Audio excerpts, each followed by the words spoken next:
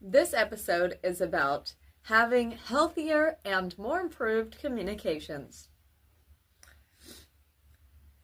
In this episode, we will be going over the importance of having sophisticated vocabulary, being descriptive in your grammar, being more formal and proper in your grammar, writing notes of topics, explanations,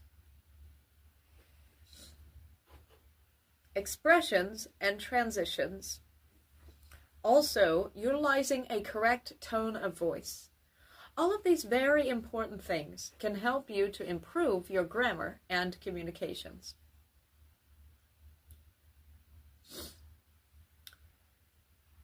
Number one, to improve your communications is to not be lazy. Make sure to write notes of the conversations to recall topics, explanations, expressions, and transitions. Writing notes of conversations can help improve not only your communications, but yet to help you to improve the way that you develop better memorization. In the example, if you do not write notes of conversations, at least mentally or physically, or spiritually, then there is sometimes you would forget how a topic started or how the conversation transitioned, and then you are just practically lost in the conversation, and that is never good to do when it comes to having proper communications. So it is always important to not be lazy, to make sure to write notes in conversations, to recall the topics, the expressions, the explanations, and the transitions.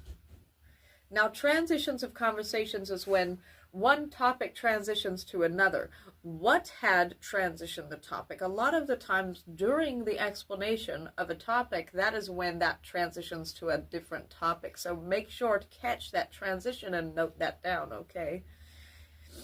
Utilizing better grammar is so important for proper communications, such as utilizing slang terms is not proper for communications. If you utilize the term isn't or ain't, say the word is not or are not. If you say aren't, say are not. If you say isn't, say is not.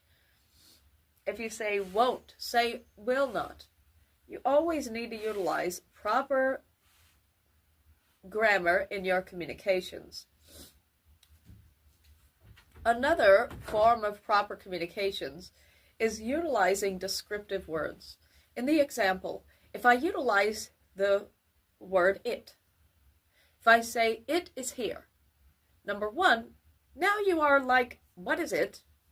And where is here? And that is exactly why we need to have descriptive communications with our words. If I say my necklace is on the table at the house, now you know what it was and where here is. So you can see the importance of utilizing proper grammar, more descriptive grammar, and also understanding the importance of toning. When you utilize proper toning in your grammar, that can determine the way that you feel about what you are saying. In the example, if I say, sometimes it upsets me when people do not utilize proper grammar. You see how that was a cry tone? And you could say, well, that sounded sad. But if I utilize an anger tone, it makes me so upset when people do not utilize proper grammar. See, added a facial expression as well. And now the tone had formed the way that feels. Now, if I say that in a happy way, then it would just confuse everyone. But you know what? I will not even say that in a happy way because I truly do not like when people do not utilize proper grammar.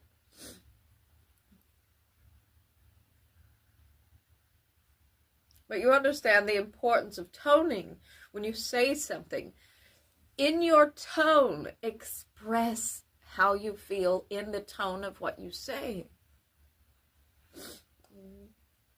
Proper communications in grammar is very important.